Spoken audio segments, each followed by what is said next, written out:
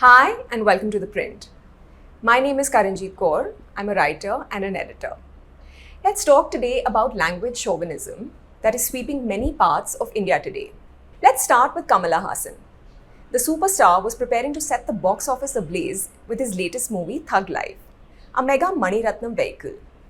But his remarks on Kannada at a Chennai event have had the effect of lighting a match in a room full of petrol.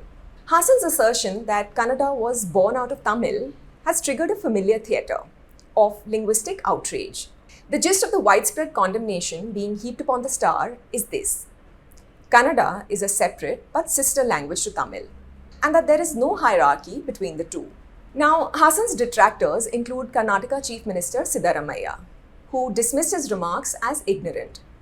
Other state ministers have called for a ban on his films.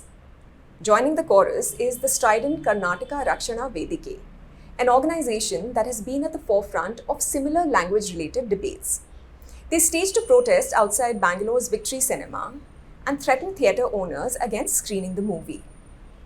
Meanwhile, Haasan has doubled down.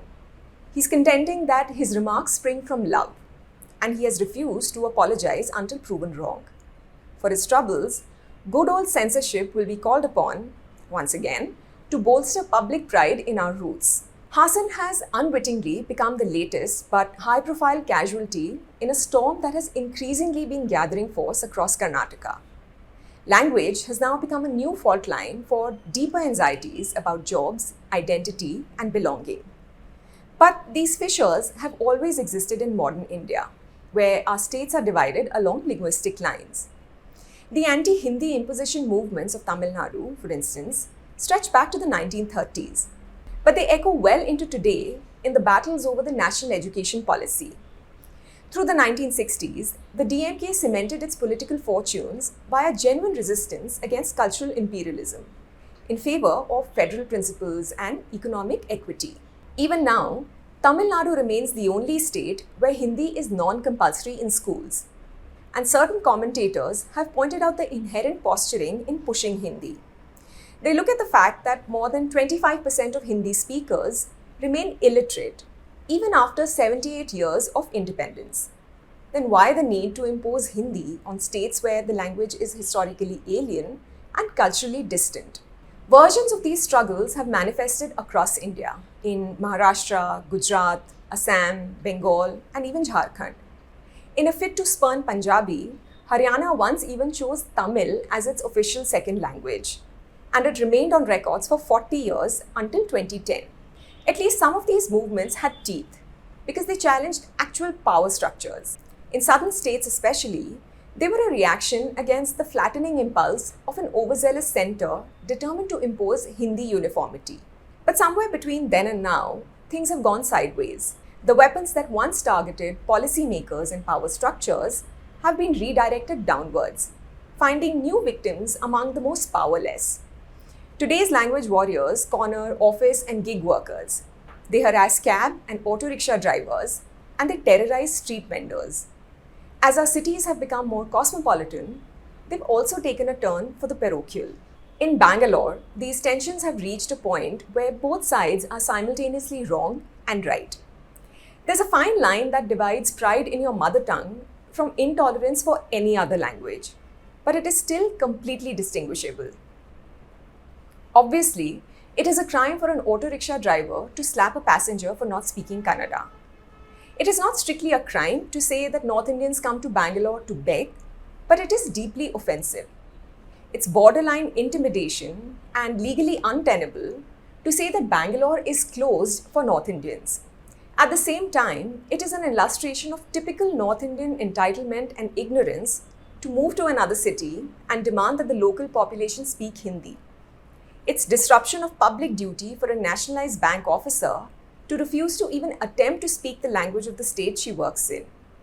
And it is downright delusional to believe that the city would lose its glamour if North Indians vacated it.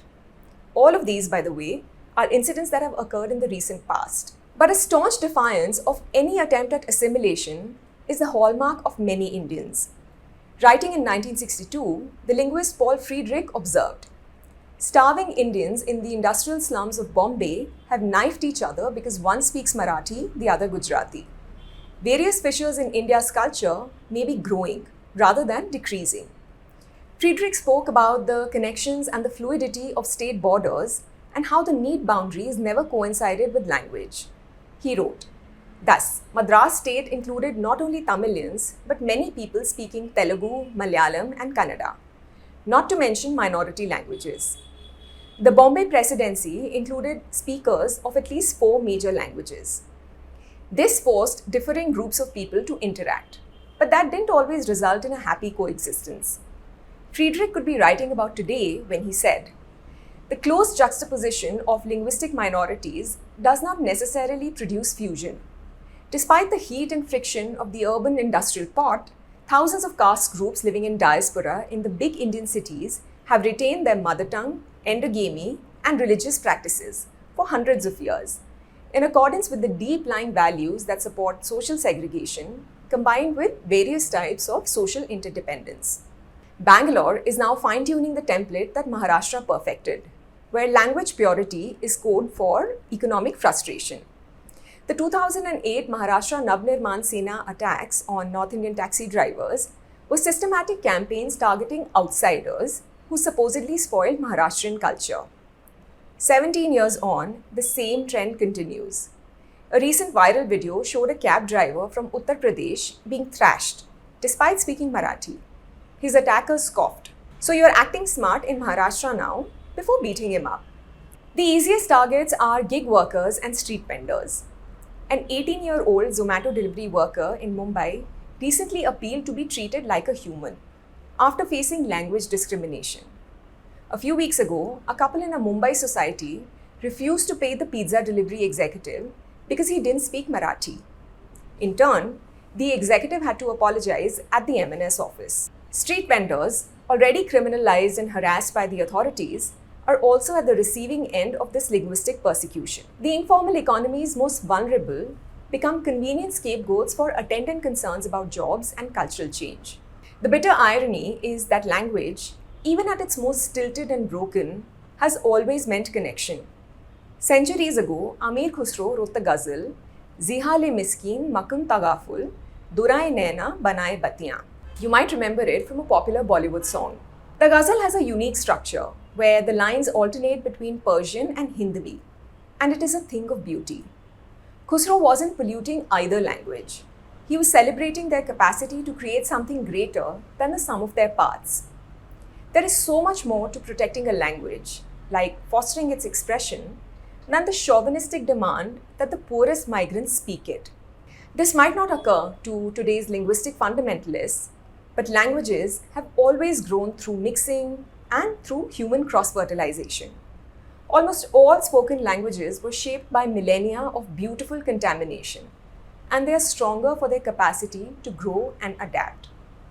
How can a poor street vendor or delivery executive, or even Kamala Hassan, threaten that?